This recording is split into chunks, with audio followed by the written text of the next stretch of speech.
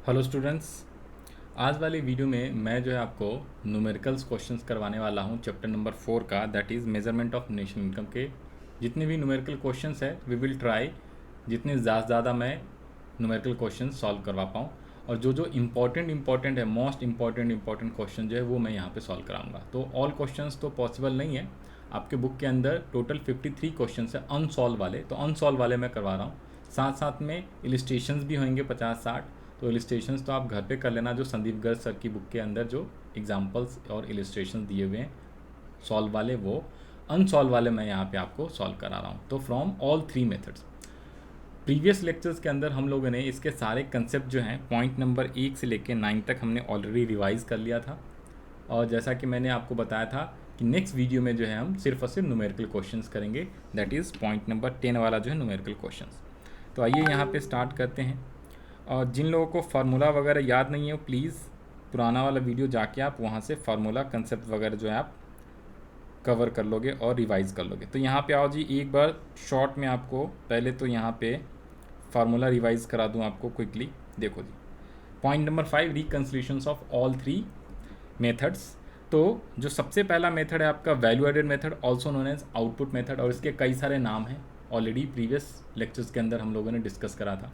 Second method जो है आपका इनकम मेथड है, थर्ड जो है आपका एक्सपेंडिचर मेथड है। तो सबसे पहले आपको ये याद रख लेना है, वैल्यू एडेड मेथड से जो फार्मूला बनता है, बेसिक फार्मूला जो होता है, तो उससे हमारा जीडीपी एट एमपी कैलकुलेट होता है। और जीडीपी एट एमपी कैलकुलेट करने के लिए वैल्यू एडेड मेथड से हमें value of output minus intermediate consumption करना पड़ता है। और वैल्यू ऑफ आउटपुट अगर गिवन नहीं होता ना, तो हम sales plus change in stock plus करते हैं तो वैल्यू ऑफ आउटपुट आता है, और फिर माइनस इंटरमीडिएट कंजम्पशन कर देते हैं। और यदि वैल्यू एडेड मेथड से आपको नेशनल इनकम निकालना है, डोमेस्टिक इनकम निकालना है, या कोई भी चीज़ें निकालनी है like GNP at MP, NNP at FC, NDP at FC, तो उसके लिए हम चेंज फार्मूला का यूज़ करेंगे, जो चैप्टर नंबर 2 में हमने पढ़ा था। तो यदि नेशनल इनकम निकालना है तो 2 स्टेप में, पहले तो आप जीडीपी एट एमपी निकालोगे, sales plus change stock minus intermediate consumption, या फिर value of output minus intermediate consumption. फिर उसमें आप 2 चीज़ें सब्सट्रैक्ट करोगे, minus depreciation minus NIT, and plus करोगे एनएफआईए। तो फिर सेकेंड स्टेप में हम क्या करेंगे, नेशनल इनकम निकालेंगे। अगर इनकम मेथड की बात करें तो इनकम मेथड में आपको 3 चीज़ें ऐड करनी होती हैं, और उन 3 चीज़ों को ऐड करने पे आपको जो आउटपुट निकलता है उसे हम बोलते हैं NDP at FC, that is called domestic income. तो कौन कौन सी चीज़ें, सबसे पहले कॉम्पनसेशन ऑफ एम्प्लॉयज़ प्लस करते हैं, सेकेंड ऑपरेटिंग सरप्लस प्लस करते हैं, एंड थर्ड करते हैं हम लोग कौन सा, मिक्स इनकम प्लस। इससे आता है आपका एनडीपी एट एफसी। और जब एनएनपी एट एफसी निकालना होता है, यानी नेशनल इनकम अगर आपको निकालना है, तो इस एनडीपी एट एफसी में आपको प्लस करना होता है एनएफआईए। और जो आपका एक्सपेंडिचर मेथड है उससे भी आपका जीडीपी एट एमपी आता है। For the purpose of calculation of GDP at MP आपको 4 चीज़ें ऐड करनी होती हैं।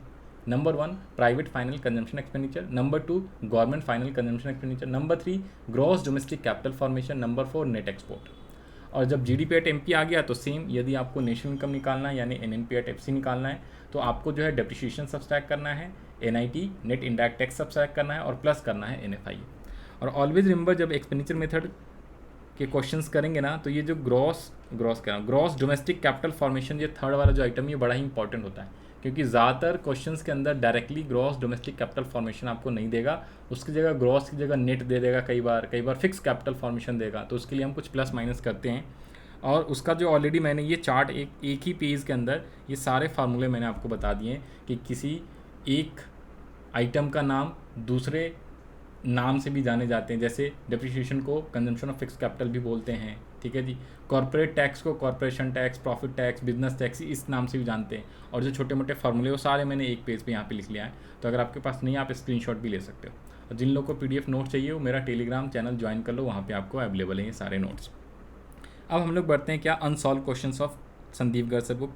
तो ये लो, टोटल आपके 53 क्वेश्चन है अनसॉल्व, तो तीनों मेथड्स के मिला के वैल्यू एडेड, इनकम और एक्सपेंडिचर। तो मैं आपको मेन और इम्पॉर्टेंट क्वेश्चन जो इस क्लास में करवाने वाला हूँ, जिससे आपका क्या होगा, पूरा का पूरा कंसेप्ट भी रिवाइज हो जाएगा। तो सबसे पहले हमारे पास जो इंपॉर्टेंट क्वेश्चन है वो है क्वेश्चन नंबर 2। 1 वाला आप घर पे खुद कर लेना, क्वेश्चन नंबर 2 पे आ जाते हैं, क्वेश्चन नंबर 2 पे, ठीक है जी। क्वेश्चन नंबर 2 क्या कह रहा है आपसे, क्वेश्चन नंबर 2 जो है, calculate the value added by form A and form E. तो वैल्यू एडेड निकालना है, और वैल्यू एडेड का मतलब क्या होता है, तो यानी कि वैल्यू एडेड मेथड से GDP at MP also known as gross value added at market price. तो वैल्यू एडेड का मतलब ये होता है GDP एट MP या GVA एट MP भी इसको बोलते हैं। फॉर्म ए का भी निकालना है, फॉर्म बी का भी निकालना है, अलग अलग निकालना है। तो अब इस क्वेश्चंस के अंदर आपको क्या करना हैगा, सबसे पहले तो आपको क्या करना पड़ेगा, यहाँ पे आ जाओ जी। तो GDP एट MP पूछा हुआ है, सीधा सीधा क्वेश्चंस उसने पूछा हुआ है, तो आपको फार्मूला लगाना है कौन सा, वैल्यू एडेड वाला, value of output minus intermediate consumption. Okay, value of output minus intermediate consumption, या वैल्यू ऑफ आउटपुट ना दिया हो तो उसकी जगह पे हम क्या करते थे, sales plus change in stock minus intermediate consumption. तो सबसे पहले तो आप यहाँ पे क्या करो ना, फार्मूला लिख लो। यहाँ पे लिखो जी आंसर ऑफ क्वेश्चन नंबर 2। एक तो फार्मूला लिख लिया GDP एट MP, या हम इसी को क्या बोलते हैं, gross value added at market price. इसको हम बोलते हैं क्या, वैल्यू ऑफ आउटपुट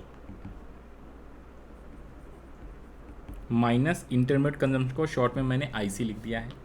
और यदि वैल्यू ऑफ आउटपुट नहीं देता है तो हम क्या लिखते हैं, sales plus change in stock minus intermediate consumption. तो ये मेरा फार्मूला हो गया और ये हमने फार्मूला लिख लिया है सबसे पहले, राइट। अब ये फॉर्म ए के लिए भी एप्लीकेबल है, फॉर्म बी के लिए भी एप्लीकेबल है। अब यहाँ पे आ जाओ जी। तो सबसे पहले आपको क्या निकालना है, नंबर 1 वैल्यू एडेड यानी कि GDP MP ऑफ फॉर्म ए निकालना है, ठीक है जी। ये जो फॉर्म ए वाले क्वेश्चंस होते हैं ना, उसमें आपको थोड़ा सा सावधानी बरतनी है और आपको थोड़ा सा जो है सही से करना होता है सॉल्यूशंस। क्यों? क्योंकि फॉर्म वाले क्वेश्चन में क्या होता है, फॉर्म ए के लिए जो सेल होगा तो कई बार वही फॉर्म बी के लिए परचेजेस हो जाता है। एग्जांपल, फॉर्म ए ने सेल करा है फॉर्म बी को, तो ए का सेल होगा, बी का परचेज होगा। और यदि बोले फॉर्म ए ने परचेज करा है फ्रॉम फॉर्म बी, तो ए का परचेज होता है, बी का सेल होता है। तो ये ध्यान रख लेना होता है और कोई उतनी इंपॉर्टेंट बात नहीं होती, बाकी सारी चीज़ें आसान होता है। नाउ तो क्वेश्चन को एक बार रीड कर लें। यहाँ पे इसने बोला हुआ है sale by form A ₹100, purchase from B by A. तो ये जो है ये आपका दो जगह काम आएगा। ये एक तो परचेज ऑफ ए कहलाएगा और सेल ऑफ बी कहलाएगा, क्योंकि ए ने परचेज करा है बी से, तो बी के लिए तो सेल है और ए का परचेज है। ओके, फिर इसके बाद है purchase from A, purchase from form A by B. तो ये वाला जो पॉइंट है ये ए का क्या है, ए का सेल है, सेल ऑफ ए है, लेकिन परचेज ऑफ बी है। ठीक है जी, बी ने परचेज करा है ए से। सेल बाय फॉर्म बी भी दिया हुआ है यहाँ पे, सेल बाय फॉर्म बी अलग से भी है, सेल बाय फॉर्म ए अलग से भी है। फिर क्लोजिंग स्टॉक ए का भी है, बी का भी, ओपनिंग स्टॉक और क्लोजिंग स्टॉक। तो ए का ए के साथ आ जाएगा क्लोजिंग माइनस ओपनिंग, और बी का बी के साथ आ जाएगा closing minus opening, that is change in stock. इसके बाद है indirect taxes paid by both the forms. तो दोनों फॉर्म ने इनडायरेक्ट टैक्सेस पे करा है। इनडायरेक्ट टैक्सेस जो NIT होता है आपका, और NIT किसके लिए आप करते हो, तो जब आपको जो है फैक्टर कॉस्ट और मार्केट प्राइस में चेंज होता है तो उसके लिए NIT होता है। तो इसमें वैसे ये NIT का कोई भी काम नहीं है, बिकॉज वैल्यू एडेड पूछा हुआ है एट मार्केट प्राइस, तो हमें फैक्टर कॉस्ट पे जाना है नहीं, तो उसका कुछ करना है नहीं, तो यहाँ पे इसका कोई उतना इंपॉर्टेंट रोल है नहीं, राइट। तो आ जाओ जी, आ जाओ यहाँ पे आ जाओ जी। तो फार्मूला क्या हो जाएगा, अगर मेरे को सबसे पहले फॉर्म ए का निकालना है तो फॉर्म ए के लिए क्या हो जाएगा, सेल्स ऑफ फॉर्म ए। भाई ए का है तो सिर्फ ए का, इसमें प्लस करना है क्या, चेंज इन स्टॉक ऑफ ए का, यानी क्लोजिंग माइनस ओपनिंग, और माइनस करना है इंटरमीडिएट कंजम्पशन। इंटरमीडिएट कंजम्पशन का मतलब परचेजेस, जो परचेज करा है फॉर्म ए ने, परचेजेस ऑफ फॉर्म ए, तो जो ए ने परचेज करा है, बस आपको NIT डिप्रिशिएशन इसका कुछ भी नहीं करना। अब आ जाओ जी, तो सेल ऑफ फॉर्म ए। तो यहाँ पे देखो आपके क्वेश्चंस के अंदर एक तो दिया हुआ है sale by form A ₹100। Sale by form A it simply means total sale. Sir आपने तो ये भी बताया यहाँ पे भी सेल ऑफ ए है, ये जो 60 में है ए का सेल, बी का परचेज। तो ये जो 60 जो है ए का सेल जो है ना, ये ऑलरेडी इस 100 में कवर होगा। जब सेल बाय ए टोटलिटी में सेल दिया होगा तो आपको इंडिविजुअल सेल का कुछ करना नहीं है। तो यहाँ पे सेल बाय फॉर्म ए है 100, तो सिर्फ और सिर्फ 100 लेना है। यदि ये 100 नहीं देता तो इसी को हम लोग क्या मानती है, 100 नहीं गिवन होता तो हम सेल जो है वो इस वाले 60 को लेते, बट यहाँ पे ऑलरेडी 100 दिया हुआ है तो हम सीधा सीधा 100 ले लेंगे। तो 100 तो हो गया आपका कितना, सेल हो गया 100 plus change in stock closing minus opening. तो क्लोजिंग माइनस ओपनिंग ए का कितना हो जाएगा 20 closing stock of A and 25 opening stock of A. तो 20 minus 25 and intermediate consumption also known as purchases of A. तो A की purchases जो है कितनी है 40 है। ये second item purchases from B by A, तो ए की ये परचेज हो गई 40। तो यहाँ पे आप लिख लो जी 40। अब इसका आप टोटल कर दो 100 माइनस 5 माइनस 40, तो रुपीज़ कितना आ गया 55 लैक्स या करोड़ जो भी है वो आ जाएगा आपका। तो ये करोड़ में है तो यहाँ पे लिख लो जी करोड़। तो ये 55 करोड़ आपका जीडीपी ऑफ फॉर्म ए आ गया। इसमें एनआईटी का कुछ भी नहीं करना। ओके, और आप चाहो तो अपना सॉल्यूशन भी यहाँ से मैच करा सकते हो। तो this is the solution value added by form A. अब वैसी same value added by form B भी निकालना है। तो यहाँ पे आ जाओ जी सेकेंड क्वेश्चन या सेकेंड पार्ट इसका, GDP at MP oblique gross value added at MP of form B. तो यहाँ पे भी सेम फार्मूला हो जाएगा आपका, sales of form B plus change in stock minus purchases या intermediate consumption of form B, right. तो यहाँ पे आपको इस बार सेल ऑफ फॉर्म बी है तो सेम है, यहाँ पे भी आपका total sale is given. Form B का सेल है 200 रुपीज़ और साथ साथ में सेल ऑफ फॉर्म बी 40 और वही सेम परचेज ऑफ ए भी है। तो इस सेल को आपको कुछ नहीं करना बिकॉज टोटलिटी में सेल गिवन है। जब ये टोटल में सेल नहीं होता तो हम लेते, तो वैसा भी क्वेश्चन आ सकता है। तो यहाँ पे आ जाओ जी 200, तो आ गया आपका sale by form B. Change in stock तो क्लोजिंग माइनस ओपनिंग, बी का क्लोजिंग माइनस ओपनिंग लिखो जी। क्लोजिंग स्टॉक है बी का 35 और ओपनिंग स्टॉक है आपका बी का 45, तो 35 माइनस 45 और माइनस परचेजेस। तो परचेजेस कौन सा है, बी का परचेज, तो ये रहा बी का purchase item number third 60। B का जो परचेज है आइटम नंबर थर्ड 60 और यही ए का सेल भी है बट ये ऑलरेडी इंक्लूडेड टोटलिटी में रहता है। तो यहाँ पे सिर्फ और सिर्फ हम परचेज कंसीडर करेंगे। तो 60 जो हो गया आपका परचेज हो गया बी का। अब आप जब इसे टोटल करोगे तो 200 माइनस 10 माइनस 60, तो ये आ गया 130 करोड़ रुपीज़। तो ये आ गया आपका ए और बी का वैल्यू एडेड। तो this is the complete solution of question number 2 which is important. तो इस वाले में हमने क्या किया, ए ने जो परचेज़ करा है तो परचेज़ कंसिडर करा क्योंकि परचेज़ अलग से नहीं दिया हुआ था, लेकिन सेल टोटलिटी में अलग से गिवन है। तो वही सेम चीज़ बी का सेल और ए के केस में भी ए का सेल हम नहीं मानेंगे, टोटल वाला सिर्फ सेल लेंगे। इसके बाद एक और क्वेश्चंस पे आ जाओ। नेक्स्ट क्वेश्चन जो है जो मेरे हिसाब से इंपॉर्टेंट वही क्वेश्चंस आपको सॉल्व करवा रहा हूँ। Question number 8 is also important और ये क्वेश्चन आपके एग्ज़ाम 2012 के एग्ज़ाम में ऑलरेडी आया हुआ है, दिल्ली 2012 CBSE। इसमें इंपॉर्टेंट बात क्या है, यहाँ पे जो है ना सेल्स जो है वो डायरेक्टली नहीं गिवन है, सेल्स जो है यूनिट्स और उसका प्राइस गिवन है। तो जब आप इंटू करोगे तो सेल्स आएगा। जब भी क्वेश्चन में यूनिट्स सोल्ड गिवन हो और प्राइस पर यूनिट गिवन हो तो सेल निकालने के लिए क्वांटिटी इंटू प्राइस करना होता है। वो मैंने ऑलरेडी आपको प्रीवियस लेक्चर में डिस्कस कराया था कंसेप्ट वाले वीडियो में। देखो यहाँ पे क्या लिखा हुआ है, सबसे पहले इसने बोला है consumption of fix capital. Consumption of fix capital is also known as depreciation. इसके अलावा है गुड्स एंड सर्विसेज यानी GST, ये इनडायरेक्ट टैक्स भी इसको कहते हैं। NIT निकालने के लिए इनडायरेक्ट टैक्स माइनस सब्सिडीज़ करते थे। इसमें पूछा हुआ है net value added at factor cost यानी कि NDP एट FC या आप इसको NVA एट FC भी बोल सकते हो। फिर दिया हुआ आउटपुट और प्राइस, तो यही दो इंपॉर्टेंट है, इसके लिए क्वेश्चंस करवा रहा हूँ। यहाँ पे आउटपुट भी गिवन है और साथ साथ में आपको क्या गिवन है, प्राइस पर यूनिट। तो जब आप इन दोनों को इंटू कर दोगे ना 2000 इंटू 10 तो ये आया आपका 20,000। This is your sales. इसमें सेल्स गिवन नहीं था तो आपको इंटू करके निकालना है सेल्स। फिर कह रहा है नेट चेंजेस इन स्टॉक, और भी माइनस में है। तो net change in stock minus में है तो आप माइनस करके लिखोगे, that is called change in stock. Net changes का मतलब चेंज इन स्टॉक है ये। फिर क्वेश्चन कह रहा है इंटरमीडिएट कॉस्ट यानी इंटरमीडिएट कंजम्पशन। सब्सिडीज़ भी है तो ये जो GST माइनस सब्सिडी करोगे तो ये आपका NIT आएगा। ओके जी, NIT, क्योंकि इस बार NVA एट फैक्टर कॉस्ट पूछा हुआ है। तो आइए ज़रा इसका हम लोग सॉल्यूशन करते हैं, क्वेश्चन नंबर 8 का सॉल्यूशन। तो क्वेश्चन नंबर 8 का सॉल्यूशंस के लिए यहाँ पे लिख लो आंसर ऑफ क्वेश्चन 8। सबसे पहले जो पूछा है उसका फार्मूला नहीं लिख के हम क्वेश्चंस को 2 स्टेप में करेंगे। तो वैल्यू एडेड मेथड से सबसे पहले तो आपका जो निकलता है GDP at MP, also known as gross value added at MP, right. इसका फार्मूला क्या होता है जी, sales plus change in stock, फिर आप इसमें माइनस क्या करते हो, इंटरमीडिएट कॉस्ट या इंटरमीडिएट कंजम्पशन। तो सेल्स गिवन नहीं था तो सेल्स की जगह आप क्या करोगे, आउटपुट इंटू प्राइस यानी 2000 इंटू 10, तो डायरेक्टली आप कर लेना 2000 into 10 plus change in stock minus में दिया हुआ था 50, तो 50 हमने लिख लिया। इंटरमीडिएट कॉस्ट कितनी गिवन है, इंटरमीडिएट कॉस्ट गिवन है 10,000, तो इसे भी आप लिख लो जी 10,000। तो अब आप इसे कर लो जी, ये आ गया आपका 20,000 प्लस माइनस जो है आपका क्या हो जाएगा, माइनस का 50 हो जाएगा, और ये माइनस 10,000 दिया हुआ है। ऑलवेज रिमेंबर सभी क्वेश्चंस को आप 2 पार्ट में करोगे, 2 पार्ट में 2 स्टेप्स में करोगे।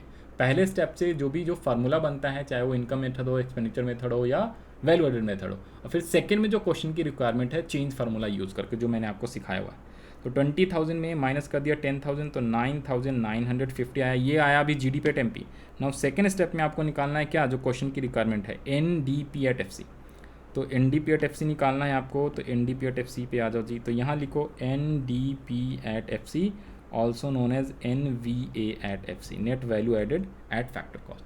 तो इसके लिए आप चेंज फार्मूला यूज़ करोगे, इधर पे लिख लो G D P at M P, और इससे आपको चेंज करना है तो फ्रॉम राइट टू लेफ्ट जाना होता है, ठीक है जी। ग्रॉस से नेट पे गए तो हमें माइनस करना है डेप्रीशिएशन। डोमेस्टिक सेम है, मार्केट प्राइस से फैक्टर कॉस्ट पे जाना है तो माइनस NIT करना है।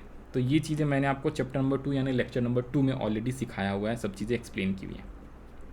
तो GDP एट MP जो है आपको आ गया है 9,950, ऊपर से हमने ले लिया यहाँ पे जो GDP एट MP गिवन था, और हमारा डेप्रीशिएशन और NIT क्वेश्चन में गिवन है वहाँ से ले लेंगे। तो डेप्रीशिएशन जो है 600, NIT जो है आपका IT माइनस सब्सिडीज़, और ऑलवेज रिमेंबर इसके लिए मैंने बोला है आपको ब्रैकेट लगा के चलना है। तो यहाँ पे एक बार लिख लो इनडायरेक्ट टैक्सेस माइनस सब्सिडीज़, क्योंकि कभी कभी निगेटिव में आ जाता है तो आंसर जो गड़बड़ हो सकता है प्लस माइनस के चक्कर में, तो इसलिए आपको IT माइनस सब्सिडीज़ लिख के करना है। IT माइनस सब्सिडीज़ ये पूरा लिख लो, सब्सिडीज़। तो 9,950 माइनस 600 माइनस इनडायरेक्ट टैक्स यानी GST को इनडायरेक्ट टैक्स बोलते हैं, तो 400 इनडायरेक्ट टैक्स है और सब्सिडीज़ है 500, तो 400 माइनस 500, क्योंकि अगर आप डायरेक्टली करोगे तो कई बार आंसर जो है माइनस प्लस के चक्कर में आपका गड़बड़ आ सकता है, इसलिए ऑलवेज ब्रैकेट लगा के चलना है, ठीक है जी। तो ये लक्ष्मण रेखा पार नहीं करनी भाई। नाउ 9,950 माइनस 600 माइनस प्लस 100, ये 100 का गड़बड़ होता है। तो अब आप इसे कर लोगे कितना, 9,950 माइनस 600, तो 9,450, तो ये आएगा 9,550 रुपीज़। करोज़ में है करोज़, लैक्स में है लैक्स, जो होएगा आप चेक कर लो। ये रुपीज़ और करोज़ लैक्स ज़रूर लिख लेना, नहीं तो इसके भी मार्क्स कट जाते हैं। तो किस में था, डेली 8, क्वेश्चन नंबर 8 डेली 2012 में आया हुआ था, ये दिया हुआ है रुपीज़ करोड़ कुछ नहीं, रुपीज़ में है सिर्फ, तो रुपीज़ ही आप लिखोगे 9,450। Import duty given in question earlier has been replaced by GST। अच्छा, तो 600, ओके, ये 5 नहीं है 4 आएगा, टोटलिंग में गड़बड़ हो गया है, और रुपीज़ में है तो करोड़ लिखने की ज़रूरत नहीं है, सिर्फ रुपीज़ लिखना है। तो 9,950 में 600 लेस करोगे तो 9,350 प्लस 100, तो 9,450। This is the complete solution of question number 8। ये क्वेश्चन भी बड़ा ही इंपॉर्टेंट था। अब इसके बाद आ जाओ जी, क्वेश्चन 8 के बाद क्वेश्चन 9 एकदम सेम वैसा ही आप कर सकते हो, इसमें बस मार्केट प्राइस है, ये आप घर पे कर लेना। नाउ क्वेश्चन नंबर 10 पे आ जाओ जी, दिस इज क्वेश्चन नंबर 10। इस क्वेश्चन में आपसे पूछा हुआ है find net value added at market price, और ये 2016 में आया हुआ क्वेश्चन, 2016 CBSE के एग्जाम के अंदर आपका, दिल्ली 2016। क्वेश्चन में दिया हुआ fix capital good with a life of 5 years ₹15 lakhs, इस बार लैक्स में है, मतलब कि फिक्स कैपिटल है आपका, फिक्स कैपिटल ऑफ गुड है यानी फिक्स एसेट दिया हुआ है, इसकी लाइफ है 5 साल, और ये है अमाउंट आपका 15 लाख का, ठीक है जी। फिर दिया हुआ है रॉ मटेरियल 6 लैक्स में सब, फिर सेल्स भी दिया हुआ है इसमें। Raw material is also known as intermediate consumption और परचेजेस, ओके। फिर दिया हुआ नेट चेंज इन स्टॉक, इस बार माइनस में है, और टैक्सेस ऑन प्रोडक्शन, तो दैट इज कॉल्ड GST। ये टैक्सेस है, GST मतलब इनडायरेक्ट टैक्स दिया हुआ है, सब्सिडी इज नॉट गिवन। आपसे पूछा हुआ है net value added at market price निकालो। तो आइए क्वेश्चन नंबर 10 का भी सॉल्यूशंस करते हैं यहाँ पे। Question number 10, solution of question number 10। तो सबसे पहले हम वैल्यू एडेड मेथड से जीडीपी एट एमपी निकालेंगे। ऑलवेज रिमेंबर, जब भी वैल्यू एडेड का क्वेश्चन होगा सबसे फर्स्ट स्टेप में आप जीडीपी एट एमपी निकालो। आप चाहो तो लिख सकते हो स्टेप 1। स्टेप 2 में जो आपका रिक्वायरमेंट है क्वेश्चन का, क्या पूछा हुआ था, कह रहा net value added at market price, यानी कि एनवीए एट एमपी या NDP at MP, NDP at MP oblique NVA at MP, जो मर्जी आप लिख सकते हो। तो पहले स्टेप में जीडीपी एट एमपी निकालो नॉर्मल फार्मूला से, फिर सेकेंड फार्मूला से आप चेंज इन फार्मूला लगा के जो क्वेश्चन की रिक्वायरमेंट है वो निकालोगे। तो जीडीपी एट एमपी क्या आ गया आपका, GDP at MP equals to sales plus change in stock minus intermediate consumption. Sales, change in stock, intermediate consumption, ये तीनों चीज़ें गिवन था। आ जाओ जी क्वेश्चन नंबर 10 कहाँ है। सेल्स गिवन है आपका 25, चेंज इन स्टॉक है -2 और इंटरमीडिएट कंजम्पशन जो है आपका रॉ मटेरियल है 6। 25 -2 और 6, तो ये लो, ये आ गया 25 सेल है प्लस और -2 और माइनस का 6, तो ये आपका आ गया 25 -8, ठीक है, क्योंकि प्लस माइनस माइनस हो जाएगा। तो ये आ गया आपका कितना, 25 -18, तो ये आया आपका 17 रुपीज़ लैक्स। ये अभी आया है जीडीपी एट एमपी। अब आपको निकालना है एनडीपी एट एमपी। तो एनडीपी एट एमपी निकालना है, तो यहाँ पे आप लिख लोगे जीडीपी एट एमपी और इसमें आपको चेंज फार्मूला यूज़ करके क्या करना पड़ेगा, माइनस डेप्रीशिएशन करना पड़ेगा। और एनआईटी का कुछ भी नहीं करना, क्योंकि ये मार्केट प्राइस है और मार्केट प्राइस ही आपको निकालना है। अगर फैक्टर कॉस्ट निकालना होता तो मार्केट प्राइस माइनस एनआईटी करते। तो ये जो आपका ये जो जीएसटी दिया हुआ है ना, प्रोडक्शन टैक्सेस, ये इसका 1 रुपये का कुछ नहीं करना, ये बेकार फालतू का इन्फॉर्मेशन। अब यहाँ पे देखो, ये डेप्रीशिएशन जो है आपका, depreciation consumption of fix capital भी नहीं है, डेप्रीशिएशन भी नहीं है। तो ये जो 15 लैक्स दिया हुआ है, this is fix capital of good, life है 5 ईयर। तो यहाँ पे डेप्रीशिएशन 15 लाख नहीं मान लेना। आपको डेप्रीशिएशन कैसे निकालना है भाई, जैसे आप अकाउंट्स अगर आपके पास है तो आपको पता होगा, कॉस्ट अगर 15 लाख है, इफ़ कॉस्ट इज़ 15 लाख और लाइफ इज़ 5 ईयर, तो डेप्रीशिएशन इक्वल्स टू होता है कॉस्ट अपॉन लाइफ। ठीक है, आप चाहो तो लिख सकते हो, जो भी कॉस्ट ऑफ एसेट्स होता है अपॉन में लाइफ ऑफ एसेट्स होता है, cost of assets and life of assets. तो 15/5, तो 3 लैक्स का जो हैगा आपका वो आएगा डेप्रीशिएशन, डेप्रीशिएशन।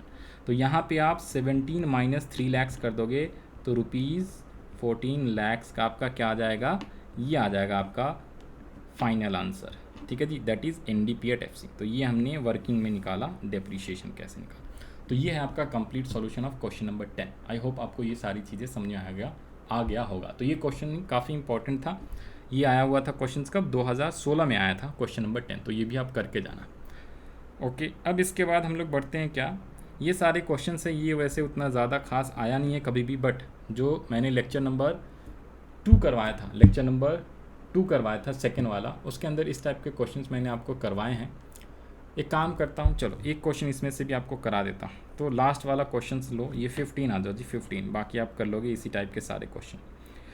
क्वेश्चन 15 कह रहा है क्या, in an economy the following transaction take place and the final sale is for private consumption, A B C D are 4 industry, 4 industry है ए बी सी डी।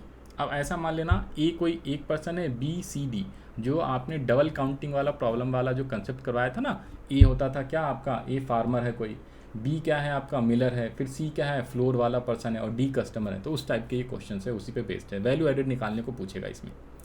तो जो ए का वैल्यू एडेड है वो अलग निकालो, बी का अलग निकालो, सी का अलग निकालो, डी का अलग निकालो। ठीक है जी, सबका अलग अलग आप निकालना और टोटल कर देना, तो आ जाएगा वैल्यू एडेड। और जिसका पूछेगा आप उसका निकाल सकते हो। इसमें पूछा हुआ है क्या, ए सेल्स टू बी ₹20,000, तो ए के लिए वैल्यू एडेड हो गया 20 और बी के लिए वो इंटरमीडिएट कंजम्पशन है। फिर बी ने क्या किया, B whose value added is 40,000 sells half of its input to C and another half to D. तो 20 में ख़रीदा, उस पर 40 का वैल्यू ऐड कर दिया, 60 हो गया, और 60 का आधा 30 और 30 हो गया, तो 30 सी को बेचा और 30 जो है डी को बेच दिया बी ने। फिर आगे कह रहा है C sells all its output to D, तो 30 वाले सी के लिए 30,000 का इनपुट है, 30,000 वाला मटेरियल डी को उसने बेच दिया। हुज वैल्यू एडेड इज़ 30,000, उसमें 30,000 और ऐड करके बेच दिया। ठीक है जी। D sells all its output to the final product for rupees कितने का 1,30,000 what is the value added by सी।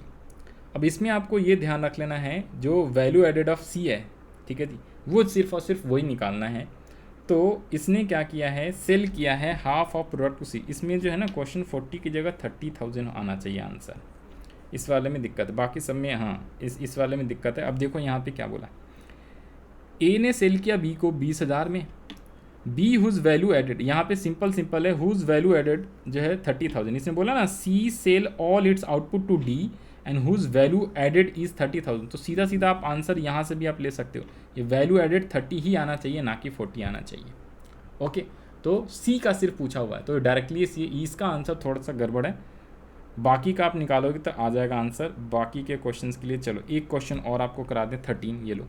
तो 13 में you are given following information about your 4 producers ABCD in an economy. A sells 300 worth rupees his output to B, rupees 200 worth of his output to C, and rupees 500 worth of output to household. अब ये वाला questions आप ध्यान से करवा लेना, आप अपने जिससे भी टीचर से करो। ये मिस प्रिंटिंग है, यहाँ पे गलती है, यहाँ पे आना चाहिए 30,000। बाकी एक बार आप कमेंट सेक्शन में बताना इसका आंसर आपका कितना आया 40,000। तो ये मेरे अकॉर्डिंग जो है इसमें आंसर थोड़ा सा मिसमैच है, 13 वाला, इसीलिए आपको दोबारा से करा दे रहा हूँ। तो इसमें इसने बोला हुआ है क्या 13 वाले में कि मिस्टर ए है, ए ने बी को भी बेचा, सी को भी बेचा और हाउस होल्ड्स को भी बेचा। ए ने बी को बेचा है 300 रुपये में, सी को बेचा है 200 रुपये का गुड्स और हाउस होल्ड को बेचा है 500, हाउस होल्ड्स को बेचा है 500 रुपये का। फिर कह रहा है the sales of B to A C D नहीं B to A C and D are worth rupees 400, 200, 300 respectively. C sales to A B D output worth rupees 100 each. Sales by C to household worth rupees 900 and D sales to household output worth rupees 700. His export are worth 300 while stock of worth rupees 200 remain unsold with D. Estimate the value added of A, B, C, D respectively and all together. तो सबसे पहले सिर्फ और सिर्फ आपको A का निकालना है, फिर B का, फिर C, अलग अलग चारों का निकालो, फिर चारों को जोड़ दो। तो सबसे पहले A की बात करें। अब A ने कितने का बेचा है, B, C, D 300, 200, 500 और इसने ख़रीदा भी है। ख़रीदा कैसे है भाई, बी ने ए को भी बेचा है, ए पहले देख लो आप, सी ने ए को भी बेचा है और डी की बात कर ले, डी ने तो सिर्फ और सिर्फ हाउस होल्ड को बेचा है 700 का और एक्सपोर्ट किया हुआ है 300 का। अब 200 का इसका चेंज इन स्टॉक भी बचा हुआ है, ये डी का है। तो पहले तो ए की बात करें तो ए का सेल तो तीनों दिख रहा है, परचेज देख लो, बी ने ए को बेचा तो ए का ये 400 परचेज है और सी ने ए को बेचा तो ए के लिए 100 ईच है, तो 400 और एक 500। तो यदि मैं सिर्फ और सिर्फ ए का निकालूँ, सिर्फ और सिर्फ ए का निकालूँ, ए का हम क्या निकाल रहे हैं, वैल्यू एडेड निकाल रहे हैं भाई। हम क्या निकाल रहे हैं, वैल्यू एडेड ऑफ ए, फिर बी, फिर सी, फिर डी और चारों का निकल जाएगा तो आप टोटल कर लेना। इसको थोड़ा सा इस तरफ खिसका देते हैं, रुको, हाँ जी।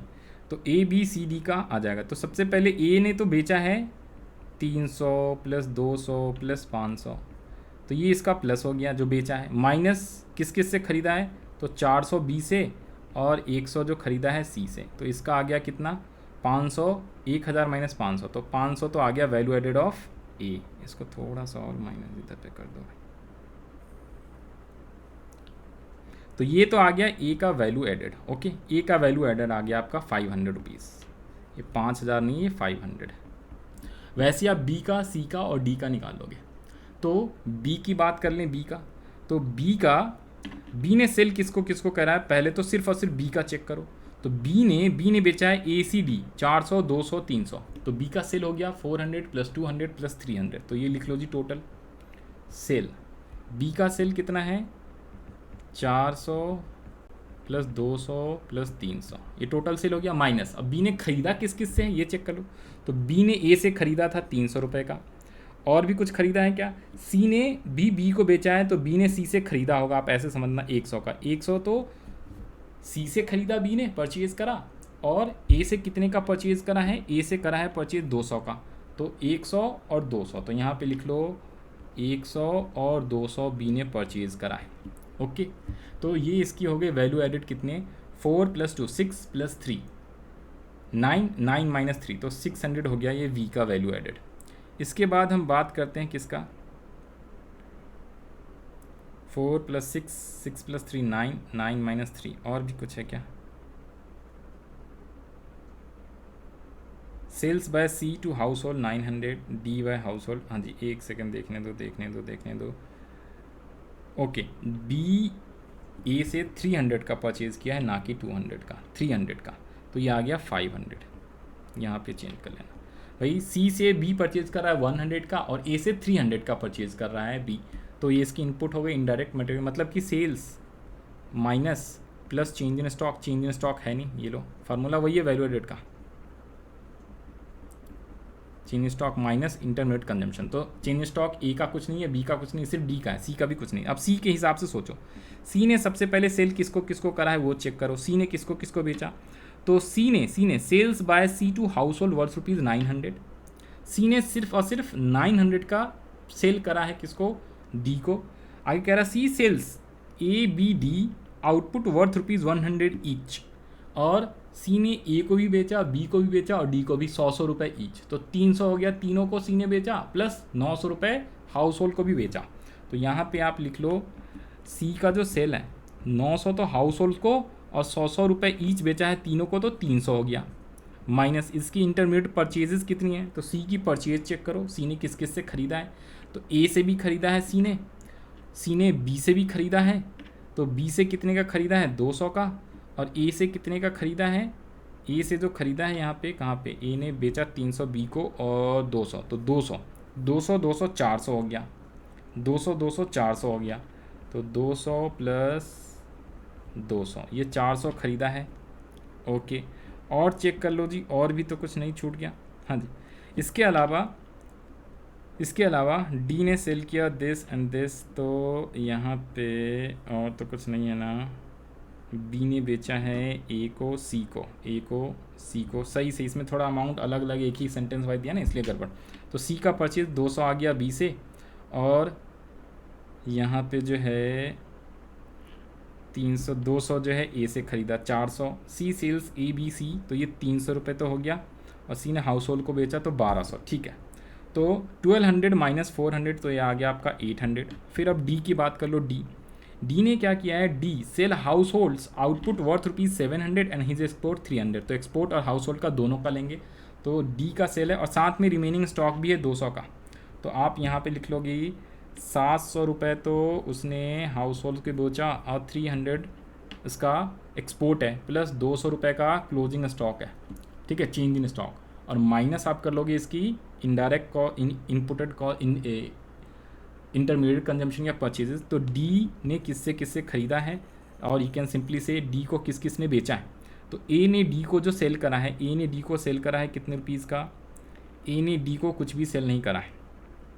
बी की बात करें, बी ने डी को बेचा है 300 रुपये का, सी ने भी डी को बेचा है कितने रुपीज़ का, सी ने 100 रुपये का, तो 300 और 100 तो 400 आ गया, तो यहाँ पे आप लिख लो किसका 100, मतलब 300 और 100 400, तो डी का जो है आपका कितना आ गया, तो 1000 + 200 माइनस 1200 - 400, तो इसका भी 800 आ गया, राइट। तो यहाँ पे आप मैच करा लो, ए का 500, बी का 500, सी का 800, डी का 800, और टोटल जोड़ दोगे तो टोटल वैल्यू ऑफ आउटपुट आ गया। तो this is the complete solution, ये टोटल जोड़ दोगे तो टोटल वैल्यू एडेड आ जाएगा, तो 8 8 16 यानी कि 2600, तो ये आपका आ गया क्या सॉल्यूशन, ये आपका आंसर आ गया, राइट।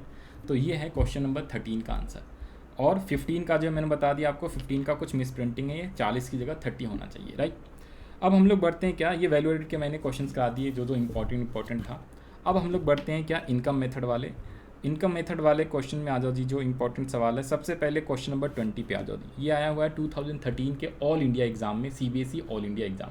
सीबीएसई का 3 पेपर बनता है, एक दिल्ली के लिए, एक ऑल इंडिया के लिए जो कि दिल्ली को छोड़ के बाकी स्टेट्स में चलते हैं, एक फॉरेन जैसे नेपाल में भी सीबीएसई चलता है तो वहाँ के लिए अलग होता है पेपर। नाउ क्वेश्चन 20 में पूछ रहा है gross national product at market price. Gross national product at market price, इसको शॉर्ट में आप क्या लिख लोगे, GNP एट MP। क्वेश्चन में गिवन है क्या क्या, कंपनसेशन ऑफ एम्प्लॉयज़ COE दे दिया डायरेक्टली, तो आपको सैलरी वेजेस एम्प्लॉयज़ कॉन्ट्रीब्यूशन का कुछ भी नहीं करना। जब कंपनसेशन ऑफ एम्प्लॉयज़ दे दे तो भाई साहब यहाँ पे ये जो एम्प्लॉयज़ कॉन्ट्रीब्यूशन दिया हुआ है ना, इसका कुछ भी नहीं करना है। ये कंफ्यूज करने के लिए देगा आपको, बच्चे इसको भी ऐड करके आ जाते हैं। दिस इज़ दी प्रॉब्लम कि अगर आपको कंसेप्ट सही से नहीं पता है तो इसलिए क्वेश्चंस करवा रहा हूँ, इसलिए इंपॉर्टेंट। तो रटना नहीं है, ऑलवेज रिमेंबर क्वेश्चंस के अंदर जो भी इन्फॉर्मेशन देगा जरूरी नहीं है कि सभी को प्लस माइनस कुछ ना कुछ करना ही है। कुछ आइटम बेकार के दिए होते हैं जिसको कुछ भी नहीं करना, ना तो प्लस ना तो माइनस। तो प्लस माइनस वाले जो भी बच्चे क्वेश्चंस करके आते हैं या जो भी सीख रखा है वो आपका भैया कभी ना कभी गलत करके क्वेश्चंस आ जाओगे, तो इसलिए वो मेथड भूल जाओ, कंसेप्ट वाइज आप पढ़ के जाओ। फिर क्वेश्चन दिया हुआ है इंटरेस्ट, रेंट, प्रॉफिट्स। जब इन तीन चीज़ों को आप जोड़ते हो तो ये आता है ऑपरेटिंग सरप्लस। इसके अलावा डिविडेंड भी दिया हुआ है, तो इसका भी कुछ नहीं करना, डिविडेंड का भी कुछ नहीं करना। जब प्रॉफिट आपको दे दे क्वेश्चन में, क्योंकि प्रॉफिट के 3 नाम, और if profit is not given we need to add 3 items, dividend, undistributed profits and corporation tax also known as profit tax. तो जब आपका प्रॉफिट ऑलरेडी दे दिया है तो डिविडेंड को कुछ नहीं करना। नेक्स्ट आपका consumption of fix capital also known as depreciation, इसे हम डेप्रीशिएशन भी बोलते हैं। नेट इनडायरेक्ट टैक्सेस NIT दिया हुआ है। नेट एक्सपोर्ट भी दिया हुआ है, ये एक्सपेंडिचर मेथड का है, इसको भी कुछ नहीं करना, ठीक है जी, ये फालतू का इन्फॉर्मेशन।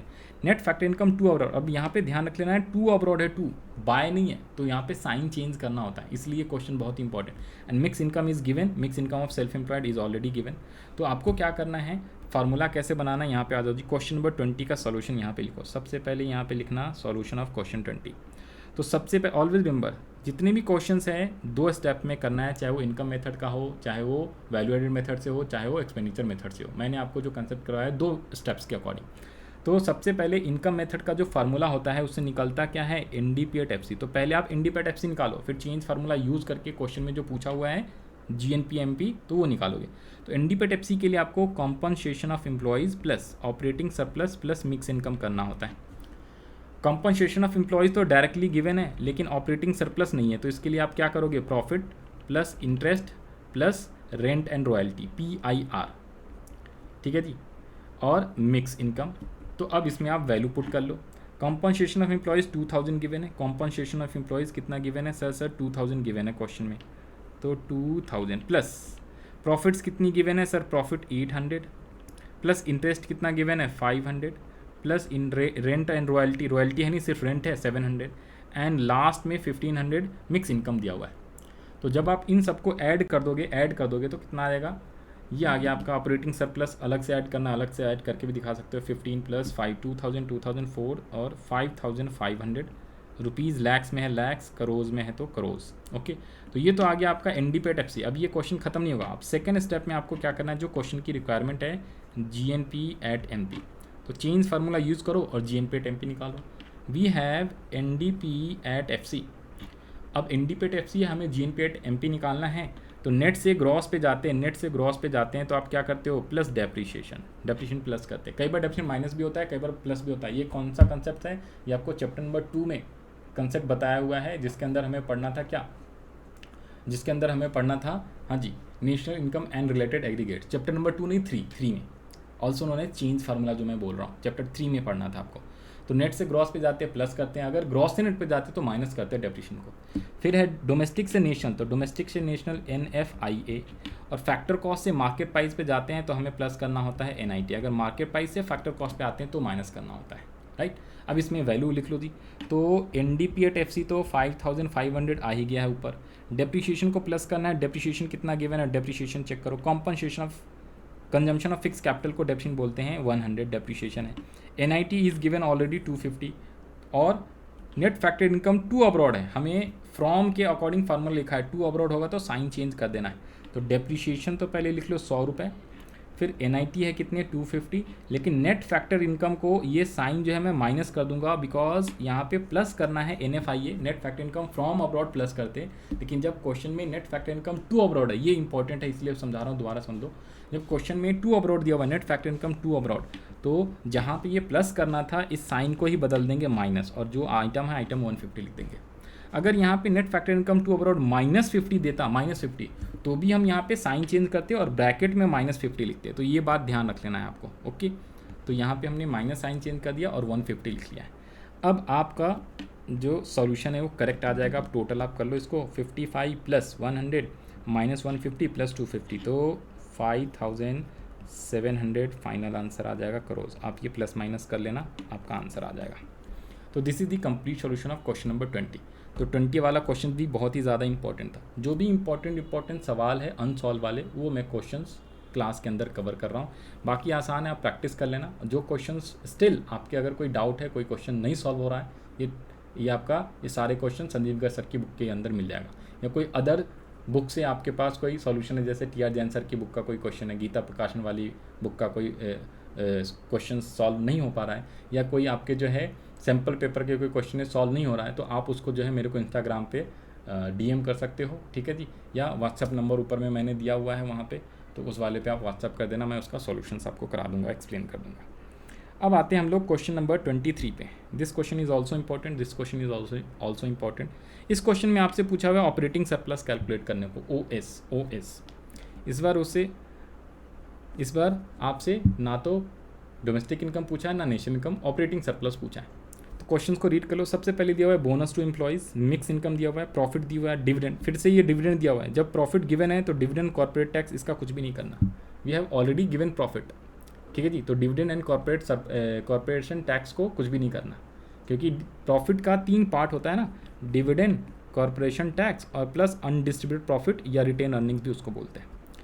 फिर दिया हुआ रेंट रॉयल्टी दोनों है, तो इसको दोनों ऐड करना है। इंटरेस्ट भी दिया हुआ है। Employees contribution to social security scheme, तो ये तो बड़ा ही आसान सा सवाल है, वैसे ये एग्जाम में आया नहीं है। तो आप ऑपरेटिंग सरप्लस के लिए 3 चीज़ें ऐड करते हो, बट स्टिल मैंने लिख दिया, ये क्वेश्चन आया नहीं, आ सकता है इस टाइप का, इसलिए। तो solution of question 23, operating surplus के लिए profit plus rent and royalty को RNR बोल दो, RNR, ट्रिपल आर नहीं, RNR, double R. Triple R एक मूवी भी आ रही, याद रख लेना। तो rent and royalty RR plus interest. तो प्रॉफिट इज ऑलरेडी गिवन, तो 100 का प्रॉफिट हो गया। रेंट रॉयल्टी कितनी है, तो रेंट है 80 और रॉयल्टी है 40, तो 80 प्लस 40।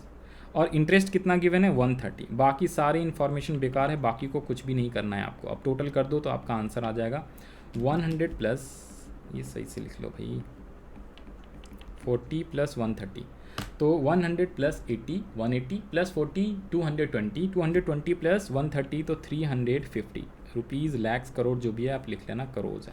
तो ये आपका सॉल्यूशन आ गया, आप अपना सॉल्यूशन यहाँ से मिला भी सकते हो। This is your solution question number 23। अब हम बढ़ते हैं नेक्स्ट क्वेश्चन पे। नेक्स्ट क्वेश्चन जो है आपका एक्सपेंडिचर मेथड से स्टार्ट होता है।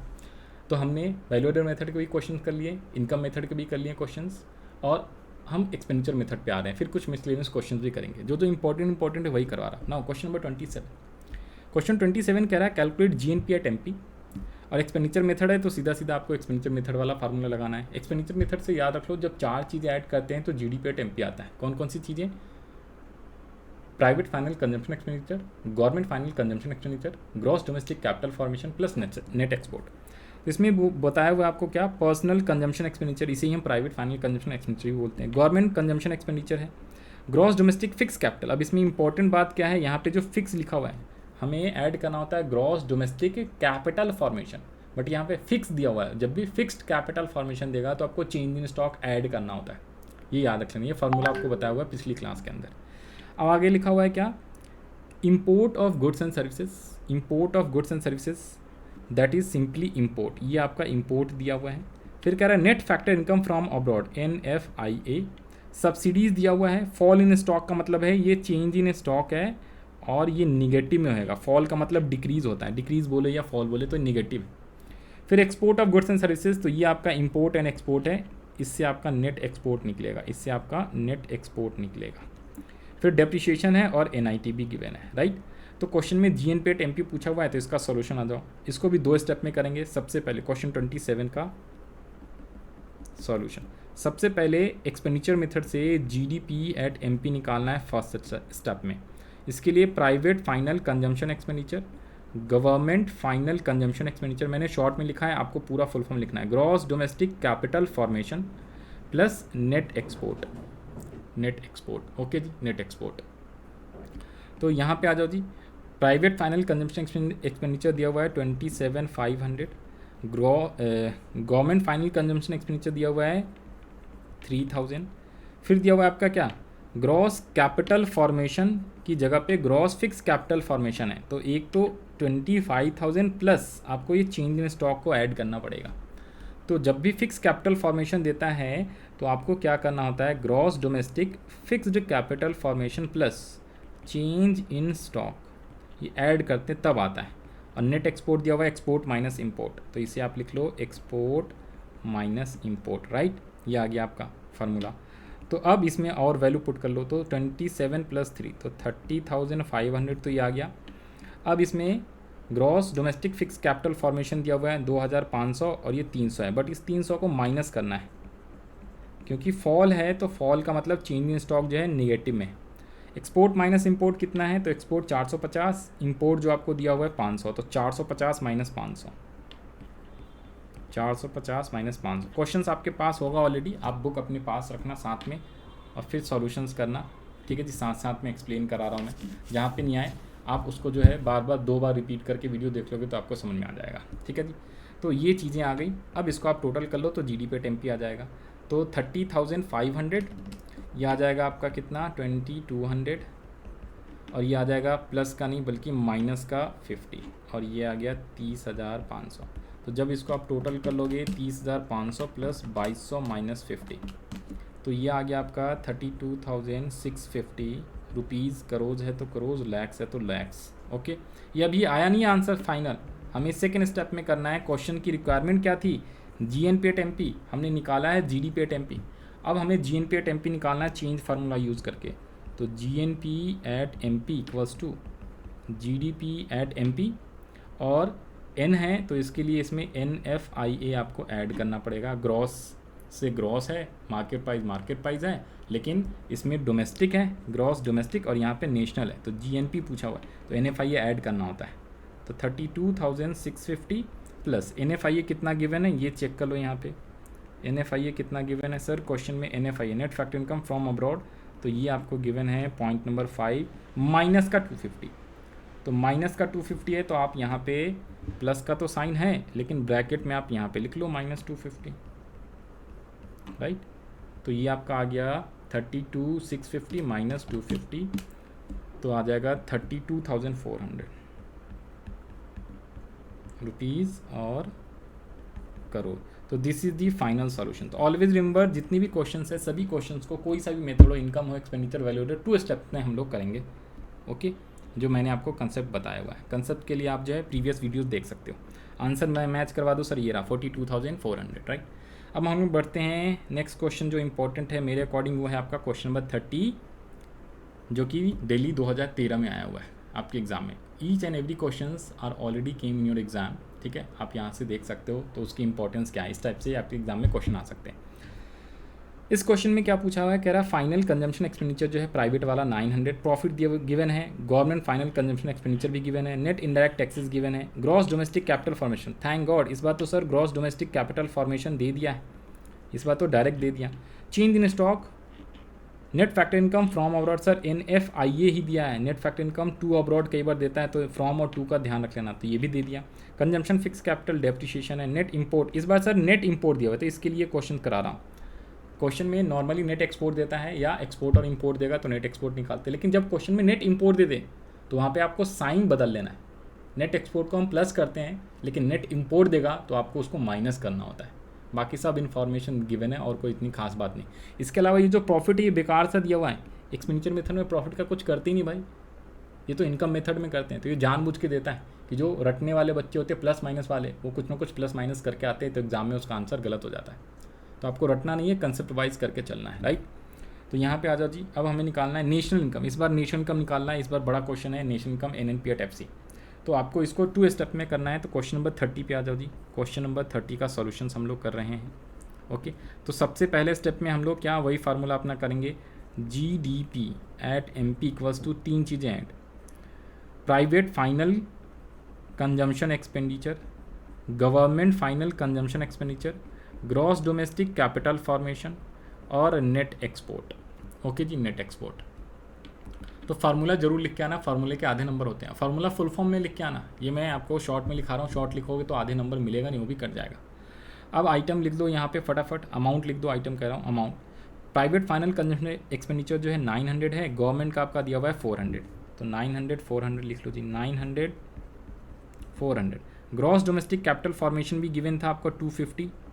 नेट एक्सपोर्ट की जगह नेट इंपोर्ट गिवन है, तो इस बार जो है 250 तो ये लिखा, और नेट इंपोर्ट की जगह पे आप माइनस करके लिख लोगे 30 था ना, 30 था, ठीक है जी। तो नेट एक्सपोर्ट ना दिया हुआ, नेट इंपोर्ट है, तो उसके लिए आप यहाँ पे माइनस नेट इंपोर्ट कर सकते हो, ठीक है जी। आप फार्मूला बनाओगे तो नेट इंपोर्ट ये डायरेक्टली आप लिख सकते हो।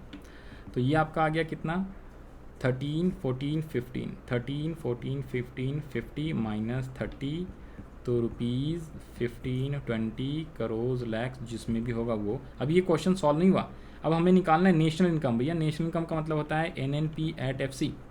नेशनल इनकम का मतलब होता है NNP at FC। अभी तक तो हमारा GDP at MP आया है, तो GDP at MP आ गया है, अब हम चेंज फार्मूला से NNP at FC निकाल लेंगे। तो सेकेंड स्टेप में NNP at FC, फार्मूला क्या बना, GDP at MP minus depreciation minus NIT plus NFIA। Sir ये कहाँ से आया भाई, ग्रॉस से नेट पे जाते हैं तो डेप्रिशिएशन सब्ट्रैक्ट करते हैं, डोमेस्टिक से नेशनल पे जाते हैं तो NFIA ऐड करते हैं, और मार्केट प्राइस से फैक्टर कॉस्ट पे जाते हैं तो NIT सब्ट्रैक्ट करते हैं। तो हमारा 1520 तो ऑलरेडी ऊपर में आया हुआ था GDP at MP। अब इसमें डेप्रिशिएशन लेस कर दो, NIT लेस कर दो और प्लस कर दो NFIA। तो डेप्रिशिएशन और NIT कितना है क्वेश्चन में, आ जाओ जी। डेप्रिशिएशन दिया हुआ था consumption of fix capital 20, NFIA दिया हुआ है माइनस का 40, और आपका जो है नेट इनडायरेक्ट टैक्स है 100। तो 30 और 100 सॉरी 20 और 100 माइनस करना है यहाँ पे भाई, 20 डेप्रिशिएशन माइनस करना है, 100 NIT माइनस करना है, और ये माइनस का 40 है NFIA, तो ये भी माइनस हो जाएगा 20 100 और 40। तो यहाँ पे तो 20 माइनस करना था, 100 माइनस करना था, और ये माइनस में 40 दिया हुआ था NFIA, तो ये सारे माइनस हो गए। तो 20 100 और 40 160, तो ये आ गया आपका कितना 1520 माइनस 160, तो आएगा 1360 रुपीज़ करोड़।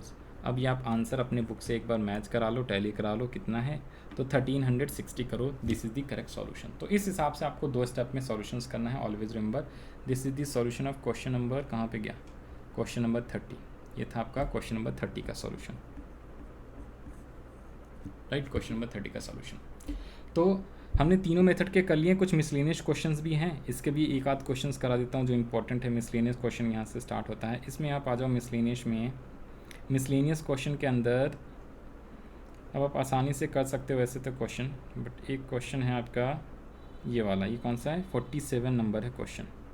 47 नंबर क्वेश्चन आ जाओ जी यहाँ पे। क्वेश्चन 47 कह रहा है calculate the national income by income and output method, मतलब कि इनकम मेथड और वैल्यू एडेड मेथड, आउटपुट को ही वैल्यू एडेड मेथड बोलते हैं, और इनकम मेथड, और आपको निकालना है क्या है NNP at FC, दोनों मेथड से। अब याद रख लेना, जब भी दोनों मेथड वाले क्वेश्चन आ जाएंगे वो उसके आने के चांसेस बहुत कम है। चाहे कई बार पूछेगा इनकम मेथड से और एक्सपेंडिचर मेथड से नेशनल इनकम निकालो, तो वो क्वेश्चन में आपको एक एडवांटेज होता है कि दोनों मेथड से अगर नेशनल इनकम ही पूछेगा तो आंसर विल बी सेम आना चाहिए, ठीक है। बिकॉज नेशनल इनकम चाहे तीनों मेथड से निकालो तो नेशनल इनकम का वैल्यू जो है सेम आएगा, चाहे वो इनकम मेथड से निकालो, एक्सपेंडिचर से निकालो, चाहे वैल्यू एडेड से निकालो। तो इस क्वेश्चन में पूछा है इनकम मेथड से और वैल्यू एडेड मेथड से NNP at FC निकालो, तो इसमें एक एडवांटेज है, यदि आपका आंसर सेम आ जाएगा दोनों मेथड से तो आप समझो 99.99% तो आपने सही क्वेश्चन किया हुआ है। अब इसमें ये क्वेश्चन क्यों करा रहा हूँ, क्योंकि ना इस बार क्या दिया हुआ है, value of output of primary sector, secondary sector and tertiary sector, 3 sector का वैल्यू ऑफ आउटपुट दिया हुआ है। फिर इंटरमीडिएट कंजम्पशन भी तीनों सेक्टर का दिया हुआ है। तो इस बार क्या करना होगा, जो वैल्यू एडेड मेथड है ना, तो value of output minus intermediate consumption होता है क्या, GDP at MP। तो इसमें तीनों सेक्टर का ऐड करना है वैल्यू ऑफ आउटपुट, और तीनों सेक्टर की इंटरमीडिएट कंजम्पशन माइनस करनी। तो आ जाओ जी, सबसे पहले तो वैल्यू एडेड मेथड से कराते। क्वेश्चन 47 का सॉल्यूशन है, ये लिख लो आंसर ऑफ क्वेश्चन 47।